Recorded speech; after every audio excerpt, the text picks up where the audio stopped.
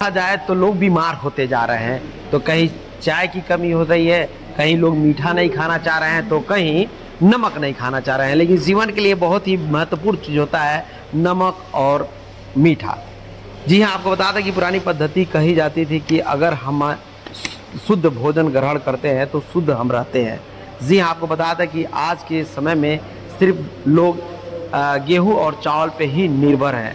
ऐसे में लोग धीरे धीरे बीमारियों से ग्रसित होते जा रहे हैं। और आपको बता दें कि सभी बीमारियों का शुरुआत पेट से होता है। अगर हम शुद्ध भोजन ग्रहण करते हैं तो शायद हमें बीमारियां नहीं होती हैं।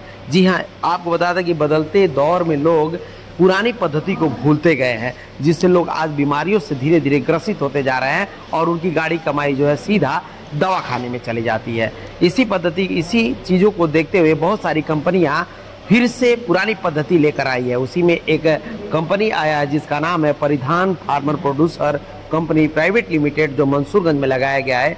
ये पूरा कंपनी है और इस कंपनी के द्वारा पुरानी पद्धति से लोगों को आटा देने का काम करेगी। इस कंपनी का आज उद्घाटन हो रहा है। यहाँ के एक्सपर्ट लोग आए हैं, उनसे जानेंगे कि इस कंपनी के द्वारा क्या क्या मिलने वाला है और लोग खाएंगे और किसानों को क्या क्या फायदा होने वाला है। कि जिनका ये पुश है, जो अंशुमान जी हैं, उनको और सारे गांव को बहुत बहुत बधाई, सारे किसान लोग को जो इसमें जुड़े हैं। किसी भी प्रदेश की या किसी भी एरिया की जो प्रोग्रेस होती है उसके लिए लोकल लीडरशिप की बहुत ज़रूरत होती है। अंशुमान ने वो दिखाया है और ये हम लोग को बताया है कि काला नमक राइस क्या होता है, उसकी क्या महत्व है, उससे क्या एडवांटेजेस होते हैं और उससे क्या फ़र्क पड़ सकता है पूरे देश के और प्रॉब्लम पूरे विदेश के लोगों को उनकी सेहत के लिए। इससे जो है यहाँ पे जो नौकरी है वो भी पैदा हो रही है। उसके अलावा जो किसान लोग हैं उनके लिए भी नए रास्ते खुल रहे हैं पूरे देश और में भी विदेश से भी और जुड़ने के। तो ये जो लीडरशिप है, इस तरह की लीडरशिप हर प्रदेश में, हर डिस्ट्रिक्ट में, हर विलेज तालुका में होनी चाहिए। और यही संदेश जो है मैं चाहता हूँ कि सबको जाए। मेरा नाम विनीत राय है और मैं आविष्कार ग्रुप का संस्थापक हूँ। हम लोग का उद्देश्य है कि पूर्वांचल के अंदर एक ऐसी क्रांति आए जिससे हर प्रकार के जो युवक और युवती हैं नौकरी के बजाय खुद नौकरी प्रदान करने वाले, नौकरी ढूंढने के बजाय नौकरी प्रदान करने वाले।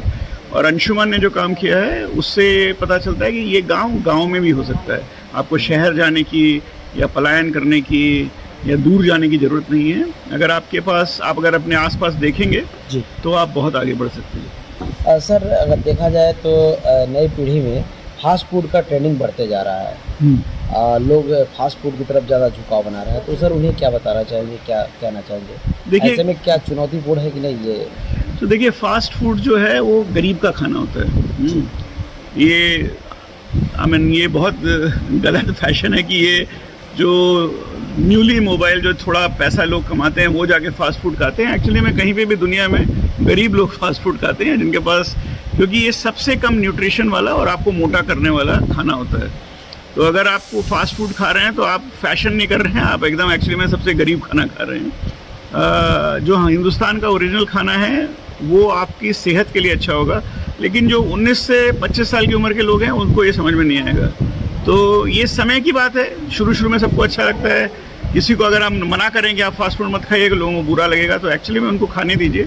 लेकिन जल्दी ही उनका शरीर उनको बताने लगेगा कि ये उनके लिए अच्छा नहीं है और वो फिर जो अच्छी चीज़ें हैं। और देखिए, हम लोग की कमजोरी क्या थी, काला नमक राइस बनाने में आपको क्वांटिटी, जो प्रोडक्टिविटी थी वो लो थी।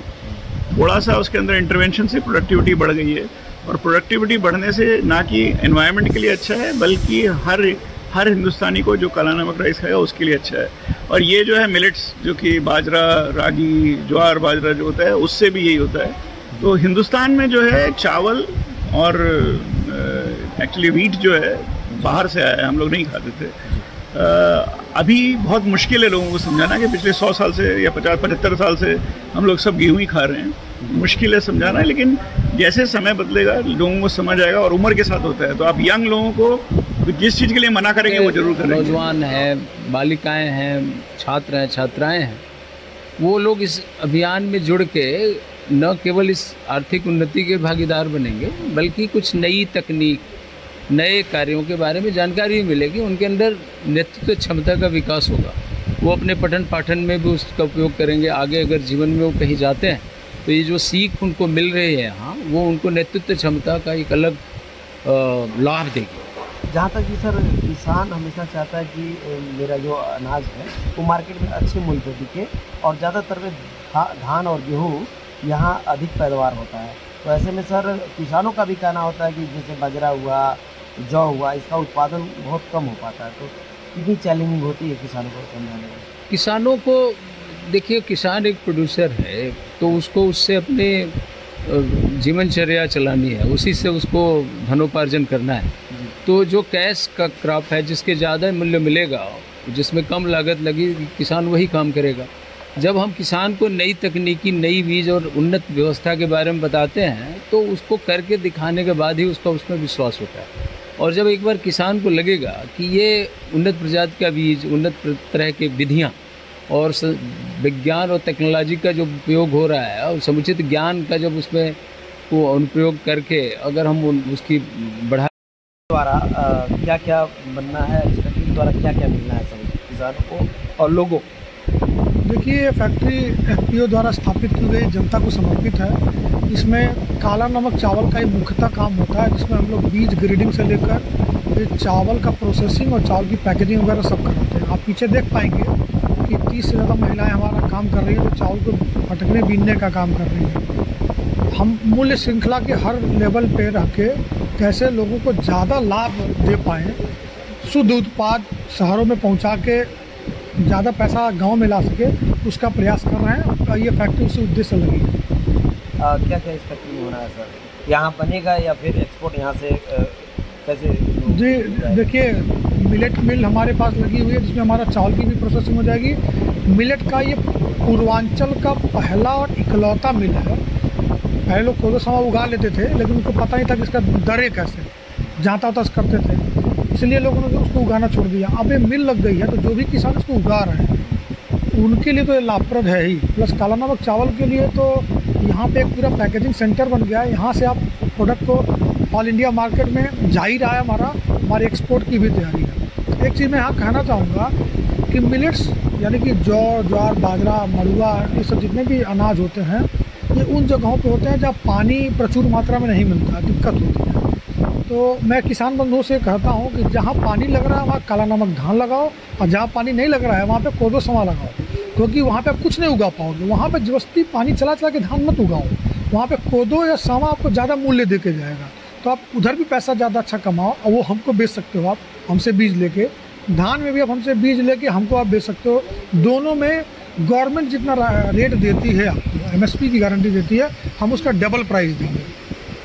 सर एक चीज़ जानना चाहेंगे, किसान जानना चाहते हैं इसके खाने से क्या फ़ायदा होगा, क्योंकि चावल और आटा सब कोई खाते हैं, तो अगर बात कर ली जाए तो इसके खाने से क्या क्या फ़ायदा होगा?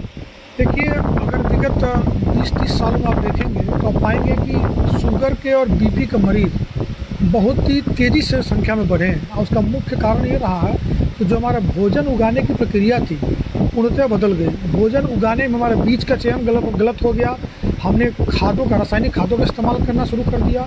पकाने के तरीके में बर्तनों का उपयोग अलग कर दिया, जैसे प्रेशर कुकर वगैरह आ गया।